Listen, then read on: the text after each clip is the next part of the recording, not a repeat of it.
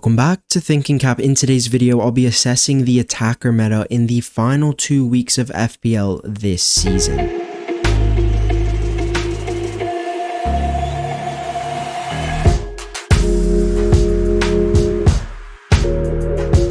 Okay, so we're going to start with the midfielder power curve assets with the green footy icon next to their names are on pens for their clubs, and the green sneaker icon represents those with significant set piece share for their teams as well. So the first thing we need to discuss is the premium price bracket, including Mo Salah, Saka, Kevin De Bruyne, and Cole Palmer. Should you be selling Kevin De Bruyne is a question I've gotten a lot this week.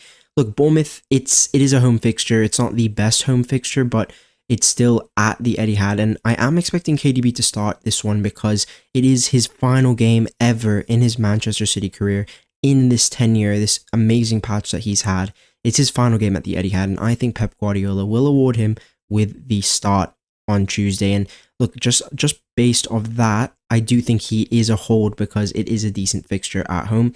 I'm not sure if he will start in the Cup on Saturday, but he could definitely do so, but I still think he will get that Bournemouth game. Now, we also have Bukayo Saka and Cole Palmer back on the menu, on that meta menu this week. And Cole Palmer did end his dry spell. I think it was 16 consecutive league matches with no goals. He did end that recently at home to Liverpool, but it is kind of hard to gauge his personal form when Chelsea had, just 10 men against Newcastle at St. James.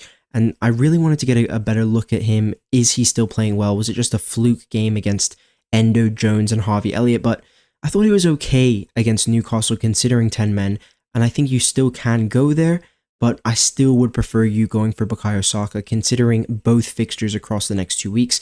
Saka has missed a few big chances in the last 3 to 4 weeks, even in the Champions League, but he's still scored goals, he's still impacted the game for Arsenal, and the key thing is his minutes are back. He got, I think, 88 minutes at home to Bournemouth last week, and now with Newcastle, I just really expect him to start and do well in that game. He's got a good historical record at home to Newcastle, then it's Southampton. So if you're looking at combined fixtures, I think Bukayo Saka is the buy over Cole Palmer, but if you are really hot on Palmer, I think it's fine to go there. Just be a little bit cautious because the Conference League final is close. It's in and around that Forest away game, and Nottingham Forest away is not the easiest fixture for Cole Palmer. So yeah, I would prefer Bukayo Saka just slightly, but if you do have a really strong gut sense that Palmer's going to do well in the final two, then by all means, go for it. Now, Mo Salah, he's a big topic. He's blanked 5 in his last 7 in the league, which is quite worrying for him. Even last game at home to Arsenal, 0 shots, and that is a little bit concerning, but I thought he did play well in that game. He could have had 2 assists in that game as well. Diaz missed from 5 yards, and I do think the Szoboszlai assist for Diaz wasn't going in, but he could have had a few assists. That's the real key point here. And look, the main thing that concerns me with Mo Salah is that Liverpool's squad has been in Dubai. Now, I've just seen a few pictures this morning that Liverpool have been in Dubai for Trent's farewell party. He's obviously leaving Liverpool, and even Arne Slot, the manager, he's been partying in Ibiza. So this team is fully on the beach. They're in Lagos, guys. Arne Slot is literally in Ibiza. So when I tell you these guys are on the beach, they're actually on the beach, and they've got Brighton away next. Brighton have a lot to play for in these final few weeks, and I just think that they could actually lose on Monday night. Would I sell Salah?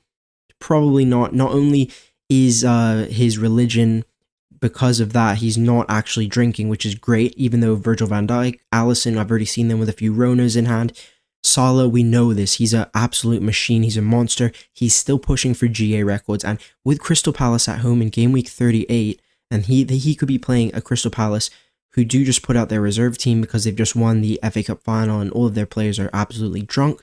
So I do think Salah's got probably one more hole left in these last 2. I don't think it'll be against Brighton, but absolutely I would be keeping him as well. And if you're looking to pick up a midfielder this week, I think Morgan Rogers is the best place to go. Tottenham at home on Friday, Man United away in 38, and that's after Manchester United play the Europa League final. So you could get Morgan Rogers against a very drunk Manchester United. So I think the next 2 fixtures are golden. Villa are in form. They're motivated until the end of the season, pushing for that top 5, and I would really be looking at him. I'm looking at Rogers myself this week. Now, the last thing I wanted to touch on was Eberiche Eze and Ismaila Sarr. Now, I understand Wolves it looks like a good fixture, but unfortunately, they do have the FA Cup final on Saturday, this Saturday. Then they play Wolves on Tuesday. So let's say in a situation where that game goes to 120 minutes, there's no guarantee that you're going to know how many minutes Eze plays. It will Saw play, will Eze play, will even a Mateta play. You won't know. You won't know that before the Game Week 37 deadline. So do be a little bit cautious. If you don't own either one, do not buy them, because I do think that is a trap. Another double-digit return from my sleeper pick last week, with Wan-Bissaka bagging an assist, a clean sheet, and max bonus in that game. We're on a nice little hot streak right now, so I'm looking to continue that hot patch with Jamie Vardy at home to Ipswich as my sleeper pick this week. He's already announced that he will be departing Leicester City after a 13-year spell, and he's on 199 career goals for Leicester, just one away from that precious, precarious 200 mark. And look, while these kind of trends aren't necessarily the strongest investment reason, we've just got 2 weeks left. This is the time to back your personal narratives and make those personal stories and have a little bit of fun at this endpoint in the season. And I am personally backing Jamie Vardy to bag at home to Ipswich, getting that 200 goals for Leicester City. Bournemouth away isn't the best fixture in 38, so you need to be able to bench him, or just moving him on. Next week in 38, maybe you go to an Evan Nilsson or something, but at 4.9% ownership, he's on a 2-game return streak in the league as well. I think Vardy's got great upside for the game that he has this week, and he's actually quite creative as well, ranking 14th out of all forwards for big chances created per 90. His underlyings in some of the other metrics aren't that impressive. They are Leicester City, and it's Leicester City's number 9. They're shit, but ultimately with 2 weeks to go, if you look at season-long data and kind of make your decisions based off that, it's actually probably not the best idea, because season-long data is a little bit less relevant with just 2 weeks to go, and the use of these kind of trends, factors, narratives, all of those things become a little bit more beneficial with just 2 rounds of fixtures left. And I think Vardy, he's the perfect striker punt if you're in need of one. He's in good form, it's a good fixture, and he's definitely got the motivation for goals in his last ever home match at the King Power. Last but not least, we're going to be looking at the striker meta ahead of Game Week 37, and the key dilemma that I've been seeing pop up on my social media is what to do with Alexander Isak, who's got Arsenal away in 37. Should you sell him? Should you keep him? Well, look, I've seen a few sources come out early this week, that actually Alexander Isak is set for an operation after the season, and I've heard that it is for a groin issue. So what we can actually learn out of that is that he's actually not 100% fit right now, and he has dropped off a little bit in the last few weeks. He has been carrying a groin niggle that we heard about before the Carabao Cup final, so he's not 100%. Does that still mean you should sell him? Look, it is a risk if you do sell Alexander Isak. He's very highly owned in the elite rank tiers. If you're around 100k, 200k, 500k, 400k, even 800k, a lot of people have Alexander Isak, and a lot of people will just keep him and stick him in their teams. So if you do sell, it's a little bit of a riskier play, but I think it's an acceptable sell. He's not fully fit, we've just learned that, and considering he has Arsenal away, even though I think that fixture's actually not that bad for strikers, Yohan Wissa scored and Evan Nilsson scored at the Emirates in both of Arsenal's most recent home games. Alexander Isak can definitely score at the Emirates, and I don't think I would be benching Isak. If I bench Isak, I mean, well, that's not going to happen. I would sell Alexander Isak before benching him, but considering that he does have Everton at home, and with O'Brien out, that could be Michael Keane and Branthwaite that he's matching up against, which I think is very tasty. So I'm personally kind of wanting to keep Isak, but I also am tempted to do a Bukayo Saka move where I sell Isak, go to for instance, an Ndie, a Jamie Vardy, and then upgrade one of my midfielder spots to Bukayo Saka and have that Palmer, Saka, Salah, and Bumo midfield 4, which is really, really strong, but it's a very tough decision. At the moment, I would say if you need the money for something else, you 100% want a Palmer, a Saka, maybe you need to get back to Salah, or if you want Ollie Watkins, who we're going to talk about next, I think he is an acceptable sell. Now, Ollie Watkins, 0.56 non-pen XGI per 90, which is a level below the likes of Isak and Haaland this season, but still very good, and 23 returns, just one less than Erling Haaland this campaign. Considering the next 2 fixtures, and he's just scored a club record 75th goal for Aston Villa, making him their all-time top Premier League goal scorer. I did start him last week, and I thought he played very, very well. He got the 90 minutes. So in terms of, I was telling you guys last week, maybe a week and a half ago, watch Watkins, even though because he did get the early sub against Fulham, watch and reassess after the Bournemouth game. Now, we're at that reassessment point, and I do think he is all clear. I think I can give you the green light to go and pick him up.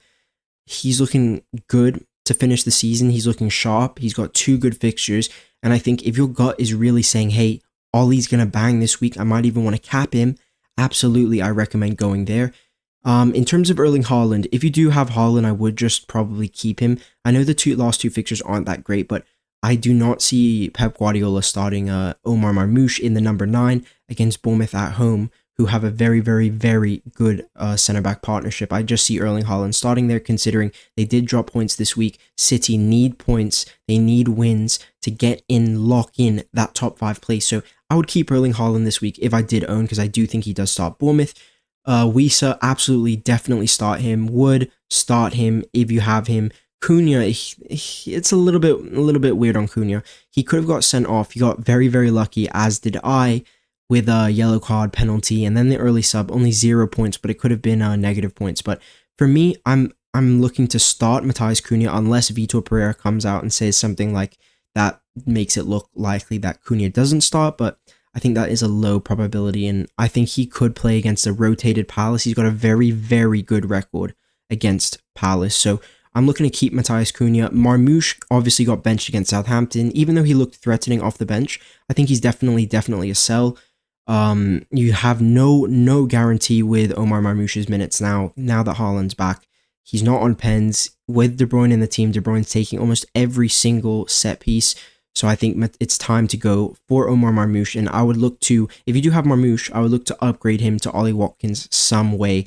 Find your way there, get the money, and find that move, because I think that is the best move on paper you can do this week. Mateta, I said this last week, he doesn't have pens, he's not a 90-minute man, he's got a fixture on Saturday, and he's got a fixture then on Tuesday, which is the fixture you want. You have no guarantee of minutes. You don't even know if he's going to be fit for that game. Absolute sell. And then in the cheaper price category, we talked about Vardy. I think India is also a good option. Another guy I don't have on here is Beto, because I thought maybe Calvert-Lewin would get a start, but it doesn't seem like he's coming back into the team. But yeah, that's how I think things are. Is there anything else we need to discuss on? I think we covered it all. Evan Nilsson, you could go early to him this week, but I would just wait until that Leicester at home entrance point. I don't think City's the best fixture, and Raul I would not be considering at all. Now, if you did enjoy this one, then smash that like button, hit subscribe. I'll speak to you in the next video. Peace.